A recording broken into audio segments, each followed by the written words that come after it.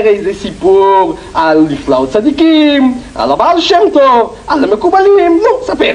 תגיד, מתי התרחש המהפך הזה וככה חזרת בתשובה? בפעם שעברה שנפגשנו ארז, הייתי בתהום תחתיות.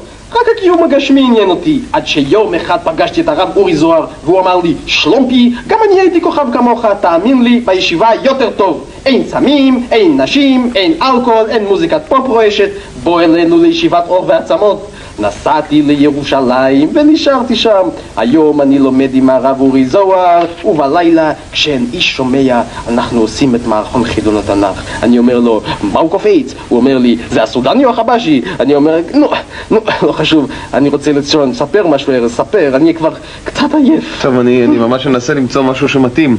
כן, ביער אבות הלך לו יווני אחד שוב פעם גוי! ארז, אני אספר לך סיפור, בלי גויים, בלי שרצים, בלי תומות.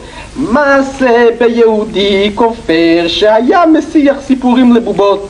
סיפר להן סיפורי גויים ונבלות ושרצים ותומות, עד שיום אחד יצאה בת קול מהשמיים ואמרה, ארז, שר נעליך מעל רגליך, ארז. אני? שר נעליך. בסדר? בעצם תנעל אותם חזרה, ארז. תנעל, נו תנעל.